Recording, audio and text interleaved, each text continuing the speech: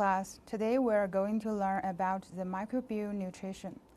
Microbial nutrition is an important research field of microbial physiology.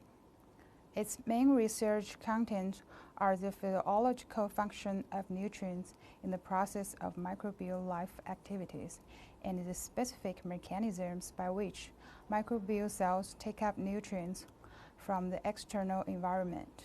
Nutrients are the material basis for the survival of microorganisms, and nutrition is a physiological process for microorganisms to maintain and continue their life forms. This section contains the following section: sources of the essential nutrients, nutrition types, transport or the movement of the cell membrane, and the culture media. First, there are two concepts need to be distinguished: nutrition and nutrients. Nutrition means process by which chemical substances are required from the environment and used in cellular activities. Nutrients are chemical substances required for microbial growth. Microorganisms need nutrients from the outside world. Depending on the different physiological functions of nutrients in cells, nutrients could be divided into sources of carbon, nitrogen, sulfur, oxygen, trace elements, and organic growth factors. To gain insights into a cell's nutritional makeup, it can be useful to analyze its chemical composition.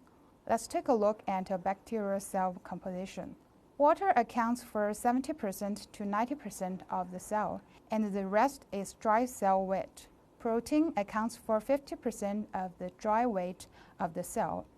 It should be noted that 97% of the dry cell weight is made up of 6 elements, which are carbon, hydrogen, oxygen, phosphorus, sulfur, and nitrogen. The material basis of microbial cells is a variety of chemical elements. Here is an analysis of the E. coli cell chemical components. It's divided into 2 parts.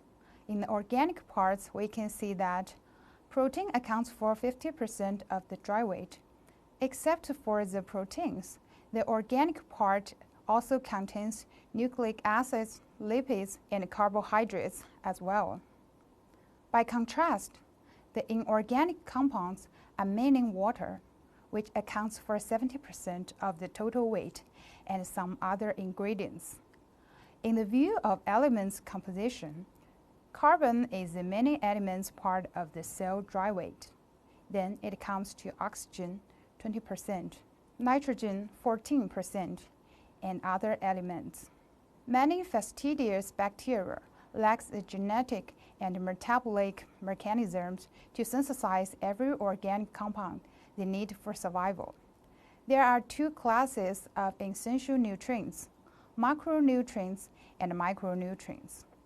Macronutrients are carbon, hydrogen, oxygen, nitrogen, sulfur, potassium, magnesium, calcium, and iron.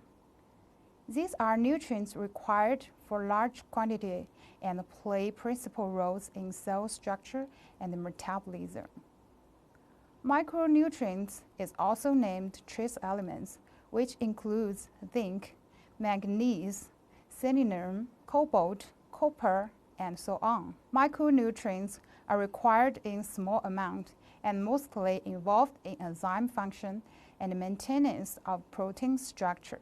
The sources of essential nutrients for microbes are carbon source, nitrogen source, growth factor, mineral salt, water, and energy source.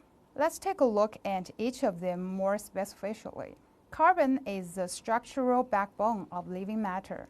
It is needed for all the organic compounds that make up a living cell.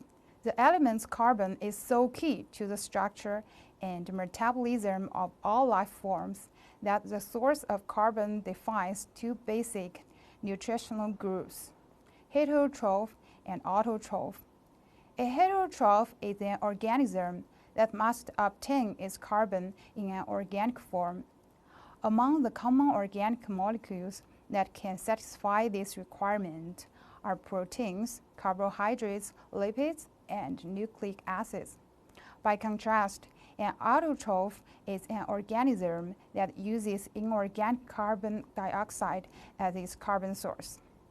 Because autotrophs have the social capacity to convert carbon dioxide into organic compounds, they are not nutritionally dependent on other living things. Nitrogen is a part of the structure of proteins, DNA, RNA, and ATP. And these are the primary source of nitrogen for heterotrophs.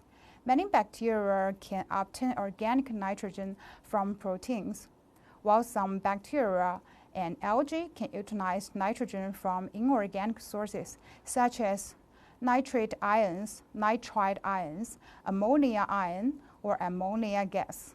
Some bacteria can even immobilize nitrogen gas as a source of nitrogen. Regardless of how nitrogen enters the cell, it must be converted to ammonia, the only form that can be combined with carbon to synthesize amino acids and so on.